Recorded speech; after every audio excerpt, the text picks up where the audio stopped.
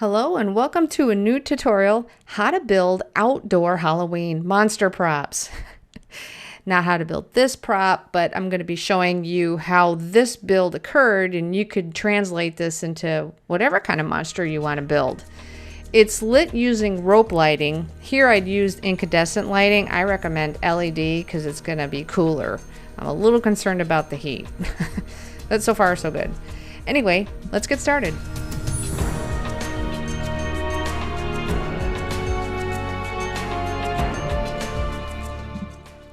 The guts of these props is made with PVC, all kinds of connectors, especially mounting bases and spider joints made by Spider Hill Prop Works.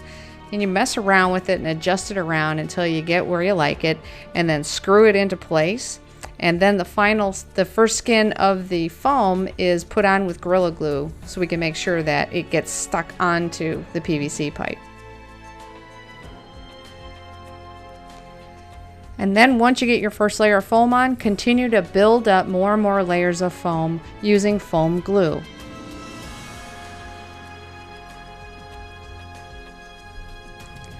To carve a way to get your monster to look like a monster, draw outlines of where some parts of the foam needs to be pushed off, carved away, and use all kinds of tools. I use a drywall cutter, a Stanley Sureform shaver's great, little bits of that shaver's great. Just keep hacking away at it until it starts to resemble what you want.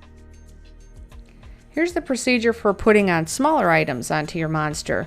First, take your piece, carve it so it can fit onto your monster, draw out the design you want, and then cut out and carve so it looks like what you want. And then put in pieces of hanger wire and glue into place.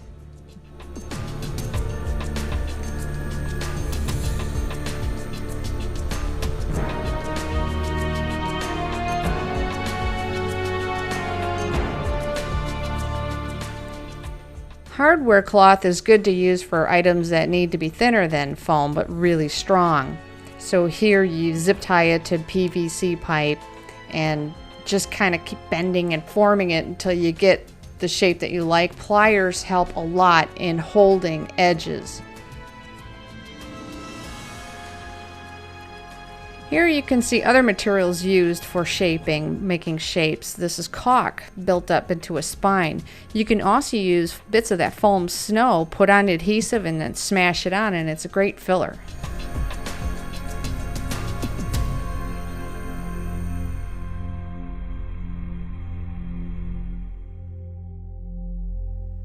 Speaking of filler, this is wood filler put into the seams and then smoothed into place with a glove.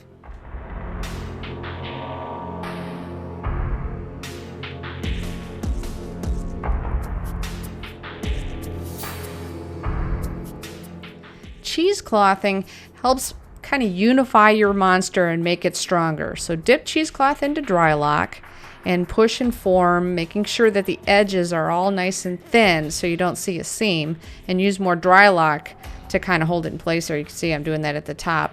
And then brush on another layer of dry lock and cover your entire monster with this.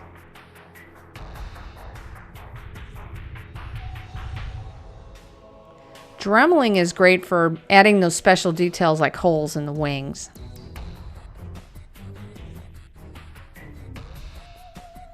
Veins add a lot of realism to your monster, so take strips of cheesecloth, dip it in the dry lock, wring it out, and then just place it on, and then brush on a little bit more dry lock to help blend it in.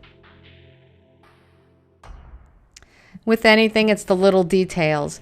These are little bits of cheesecloth put onto like the mouth or skin. Use wire if you don't have gravity to help make you know, like hair-like things.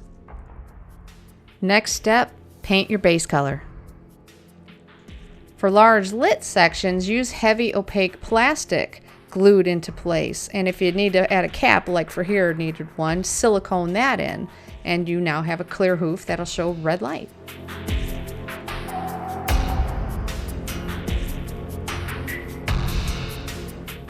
Light scars are made by cutting into the monster, leaving a little ridge, and then cutting the same size in opaque plastic and putting that into place.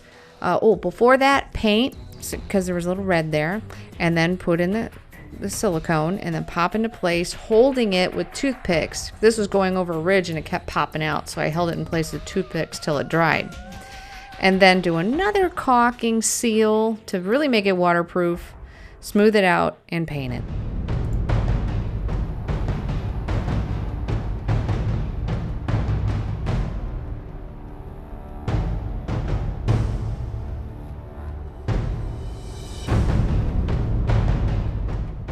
Airbrushing is a quick step, but it's really powerful. You could do all kinds of things. Here, adding flame effects to the mane and the hooves, using a lighter color like a beige to give muscle definition and tone, and detail lines for horns. All kinds of things that you can do with an airbrush.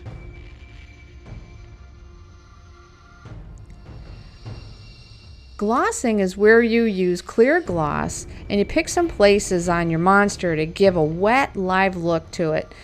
Here, the demon horse's wings are getting a lot of attention, and the tendons and some of the horns.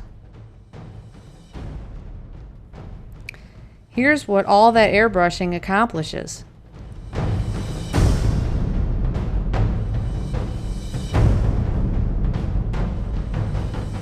See the glossing on the wings and the tendons?